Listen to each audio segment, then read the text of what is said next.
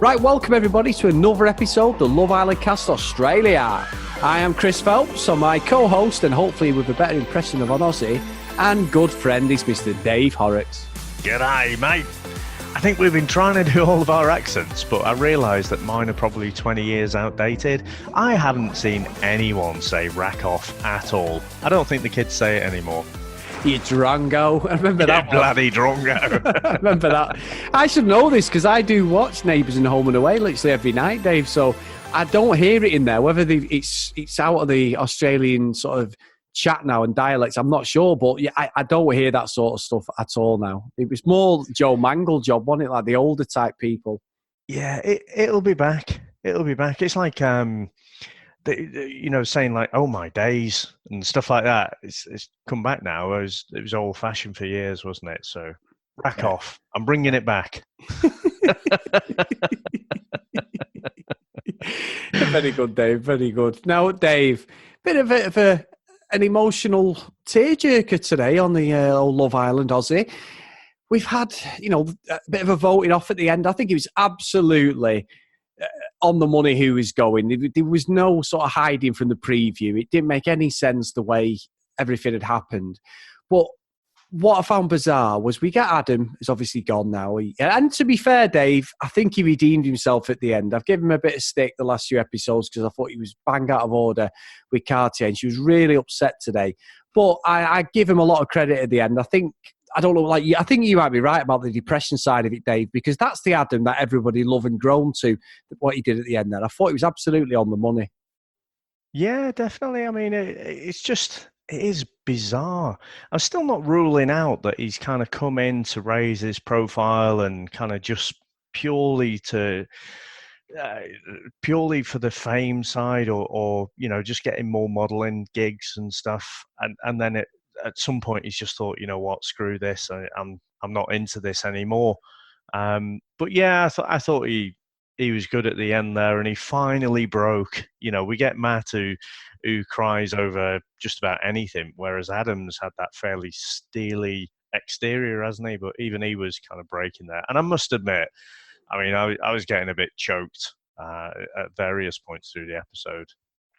Yeah, I tell you what, Dave, I know it pokes a bit of fun, but I felt like an absolute see you next Tuesday with Cartier, because when she was bawling and stuff, I totally respected what she said to Anna, and I genuinely believe that she said it right. How I think we and probably everyone else is thinking is just, we've been together 4.5 weeks. You don't just get over somebody just because Matt's sniffing round, because obviously she is slightly protecting herself. But I think what I really liked about it, that she's a genuine girl, and it actually came out that she had proper feelings for Adam. And I think that was pretty bad to watch. But the old commentator, who I'm not really a big fan of, come out with probably the line of the season. So he's building it up like it's he's like, oh, that's so emotional. And then he picks her up on the use of grammar, which I'm not the best at that. So what did you think of that day? Because I was genuinely laughing. Well, we said we weren't that fond of the commentator or the narrator, and I'd said to you, I don't think it was on the podcast, was it? But probably off air, and I just said I kind of warm into him. I like some of his little gags and stuff, and he'll just throw it out there. And he's like, "Yay!" Yeah. It does make me laugh, to be honest. I still don't think he's quite up to Ian Sterling's standards, but I think he's quite amusing. He's definitely better than the American bloke that they had there. Fucking hell, Dave. My dog's better than the American bloke. I'll get him to do better narrating than that guy. He was, yeah. I mean, he did, to be fair, he did come out of a couple of lines on the American one towards the end. But I think I did say, in defence of him slightly, it's on at 8 o'clock in the US. So you've got a difference. It's pre-Watershed. The UK one, Ian Sterling just dropped swear words in because it's after 9 o'clock and it's not on the main ITV. It's on ITV2, which is a bit more sort of hip and stuff as a channel as such with a lot of the shows they have. It's a bit more daring, a bit like a Channel 4 in the UK where you can get away with it after 9 o'clock Watershed. And I'm not sure whether this is the same with this guy, Dave. I'm not sure what time it's on in Australia because obviously we are 9 or 10 hours behind. Yeah. I'm not sure either, but I think he's a bit more kind of not racier. What's the word? Bit edgier Yeah. than the US guy. So I'm assuming it's on a little bit later, sort of after the watershed. But yeah, so Adam's gone, and the most tears came from Matt.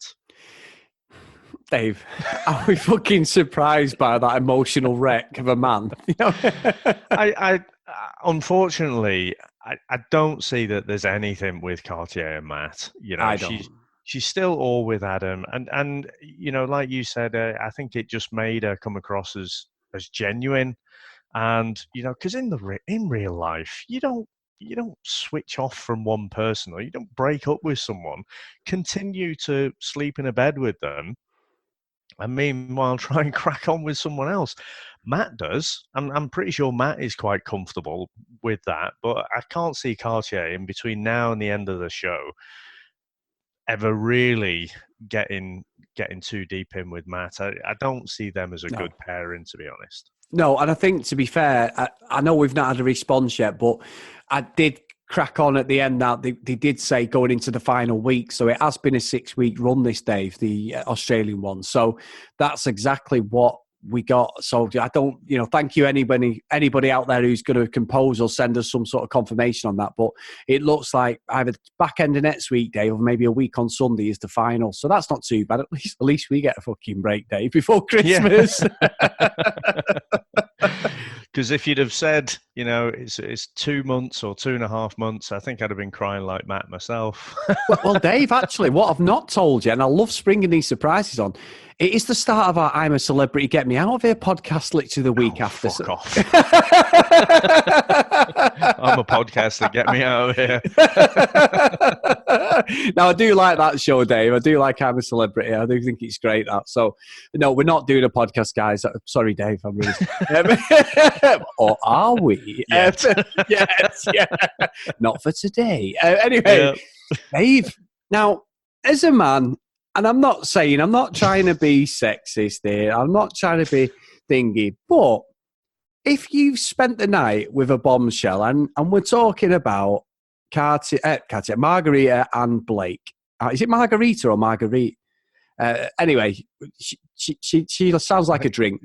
It's Margarita, I think. Margarita. Like the pizza. Yeah, so Dave, let's put it into a bit of perspective. He has a bit of dip your bread in, tell them nothing. In a house where you've got cameras, all right, it's infrared, but you can pretty much see they're playing a song about having sex, which I thought was brilliant. Brilliant. Finally, we got some context, and it was let's talk about sex. It was a Salt and Pepper remix. And actually, a bit of trivia for everyone. That was the first song I ever bought with my own money, Dave, when I was 11 years old. Salt and Pepper's Let's Talk About Sex and Summertime by Fresh Prince and DJ Jazzy Jeff. But anyway, Dave, we'll go back to 1990 now. But they were the first two things I ever bought. One was a single record, which was Salt and Pepper, and the Fresh Prince was a tape, if I remember correctly. Anyway, I digress. I think mine was MC Hammer. About at the same time, Dave. Yeah, here comes the hammer. Whoa, it is about the same time. Yeah. It was, yeah. I actually pretended to my mum and dad I was going playing football, and actually got a bus to Manchester with my mates and went to watch a film. And I thought it was cool buying. I bought a record. I didn't even have a record player. I mean, my dad was like a collector, and he wouldn't let me anywhere near his record player. So I don't know why I bought it. But anyway, that was the song. It sticks with me since I was 30 odd years that. And I thought that was a great little way of just implying that there was a bit of action going on there, because Adam and that were looking up to say, oh yeah. Now, Dave, there's two things as a man. If you are trying to get your manhood, and I'm not the most macho person, I'm a big lad, but I am a soft ass. I'm quite in touch with my feminine side. I like to cook, I clean, I shop. I do it all for my lovely wife, Samantha. But the last thing I would want somebody saying around a table of girls after I tried to put in the performance of my life, probably 10 seconds worth, is that I wasn't, shall we say, measuring up, Dave. Now, if someone said that I was more than measuring up and we had to get a 3 meter tape measure out, I would be sat there, cigar in my mouth, even though I don't fucking smoke, arms behind my head, rocking away, going, well, fuck you, lads. You know what I mean? But no, Blake gets offended by that. I'm like, what the fuck is going on here? That was a little bit strange, wasn't it? So she was going around telling all the girls, and Matt was there. And obviously ran off to tell everyone else that apparently he's not top heavy at all, he's bottom heavy. And I must admit, I was a bit surprised by his reaction there. I think he was a bit put out. I think he's possibly, just a very private person. Again, don't know what he's doing on Love Island, but exactly, if he is, then he kind of wants to keep that all private and didn't appreciate being told. But like you say, it could be worse. She could have gone out and said, he's got a teeny weeny. Well, Dave, I'll be honest with you. I'm going to tell you a story about myself. I have never had or been in that situation, as far as I know, where I've had someone say that I am bottom heavy, Dave. I'm actually top heavy. My fucking nose is bigger than my cock, Dave, and you know how big this snoz is. So they used to call me Woody Woodpecker back in my day, Dave, but there you go. Well, there's worse things to be chatting about, isn't there, Dave, really? Yeah. I mean, I was a bit surprised. I mean, the action seemed to happen rather quick there, didn't it? And so I must admit, she did. Well, let's face it, right? A bottomless margarita climbs into your bed, and it's straight away. It's boing. It'd probably be the old American Pie. Maybe he's done the American Pie. Davy's gone, right, here we go. Oh, fuck, So, yeah, we don't really. I can't think of another couple. I mean, Tommy and Molly May were definitely.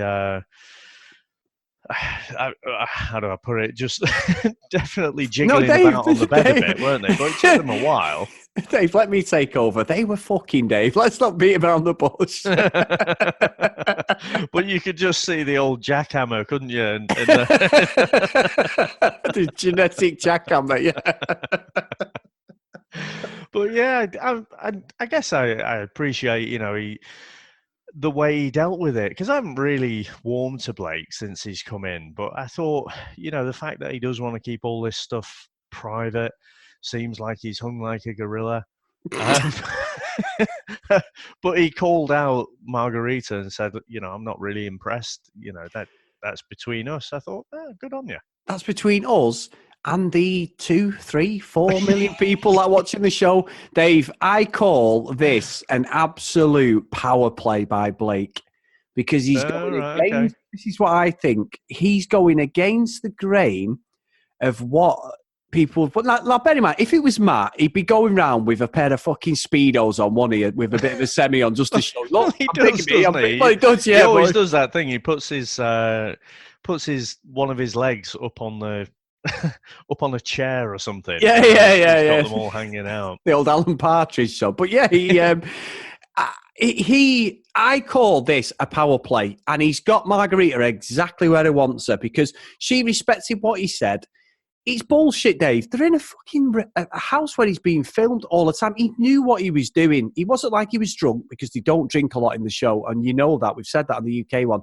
I'm calling gameplay 101, Dave. Watching this show, the pessimist in me is saying he knows exactly. And Margarita is going to lap this up, and he's going to be there like, I might be wrong, but she will be like, put it in his hands now. I'm telling you.